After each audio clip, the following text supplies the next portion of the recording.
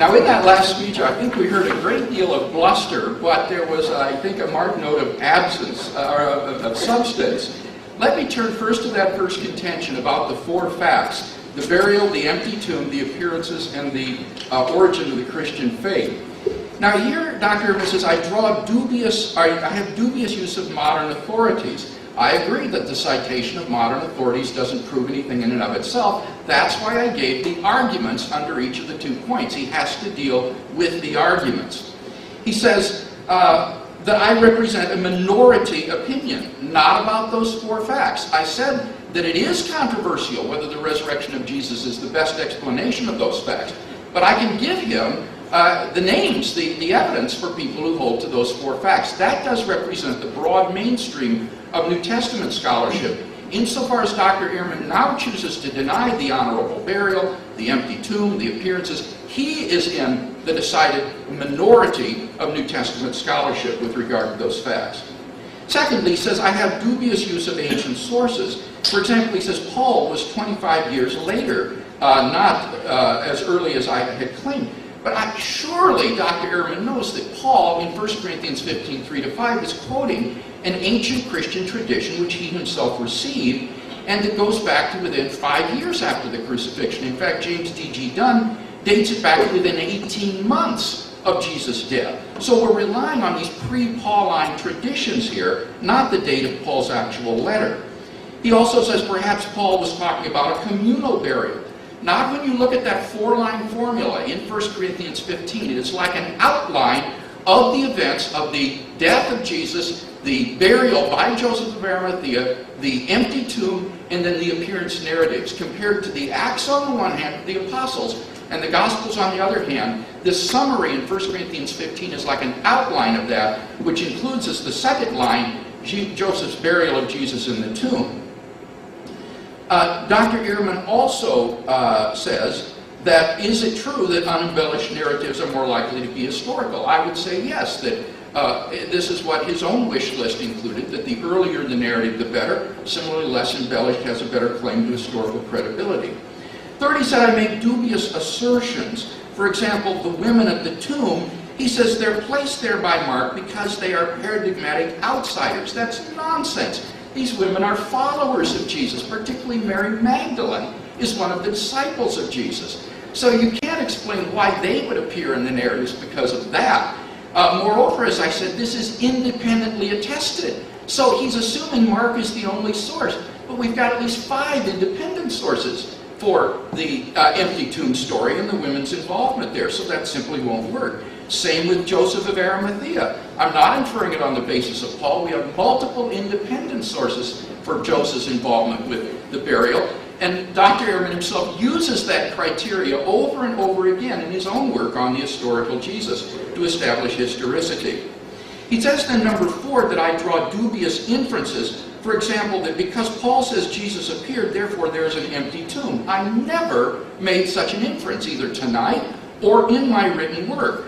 Rather, in my written work, my argument was that when Paul says, and he was buried, and he was raised, no first-century Jew would wonder, but was the body still in the grave? For a first-century Jew, it is the remains of the person in the tomb that are raised to new life. Jewish belief in the afterlife was a physical belief in the resurrection of the body, or the remains, primarily the bones. And that's why Jews preserve the bones of the dead in ossuaries for the resurrection at the end of the world. So it is that 4-line formula that implies the existence of an empty tomb, and no first-century Jew could have thought otherwise. But certainly, just saying that Jesus appeared doesn't in and of itself mean that it was physical. But notice that Paul did distinguish between the resurrection appearances of Jesus and mere visions of Jesus. And I would challenge Dr. Ehrman to give any explanation of the difference between a vision of Jesus, such as, say, Stephen saw, and a genuine resurrection appearance of Jesus, which soon ceased, other than the fact that the ones were extramental in the external world, physical, where the others, the visionary ones, are purely intramental.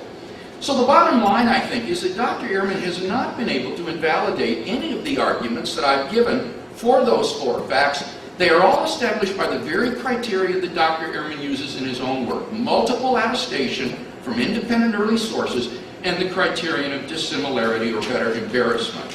Now, what about that second contention, that the resurrection of Jesus is the best explanation? He didn't respond to my argument other than to just say, in a sort of hand-waving way, that there's no mathematical evidence for what God does in the world. And of course, that wasn't my point. My point was that he cannot say that the resurrection is improbable simply because miracles are improbable relative to the background information. You've got to look at the full scope of the probability calculus, and he has failed to do so. In particular, his view is self-contradictory because he says the historian can't make judgments about God.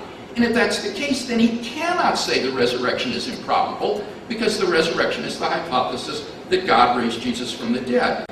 Now, he seems to suggest that the historian can't make these sorts of inferences because somehow God is inaccessible. Well, I have a couple of points I'd like to make here. First, you don't need to have direct access to your explanatory entities in your hypotheses. Think of contemporary physics, for example.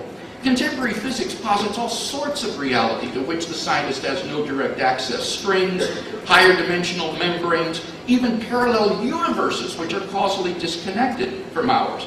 But they postulate such unobservable entities on the basis of the evidence that we have as the best explanation. Secondly, notice that the historian doesn't have direct access to any of the objects of his study. As Dr. Ehrman says, the past is gone. It's no longer there. All we have is the residue of the past, and the historian infers the existence of entities and events in the past on the basis of the evidence. And that's exactly the move that I'm making with respect to the resurrection of Jesus. But finally, number three, this isn't a debate about what professional historians are permitted to do. That would be a debate about methodology, about the rules of professional conduct. This is a debate about whether or not there's historical evidence for the resurrection. And even if the historian is professionally blocked by some methodological constraint from inferring the resurrection of Jesus, you and I aren't so blocked. We're not so constrained. Nor would I say is the historian so constrained in his off hours, for example. It would be a tragedy and a shame if we were to miss the truth about the past, about Jesus, simply because of some methodological constraint.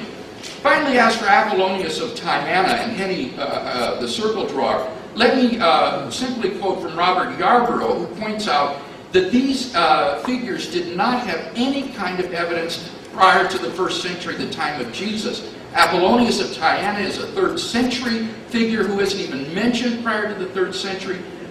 Similarly with Hanina Mendoza and Honey the circle drawer, John Meyer, Ben Witherington have shown that these have little relevance to the 1st century situation of Jesus. So these, I think, are simply invalid comparisons.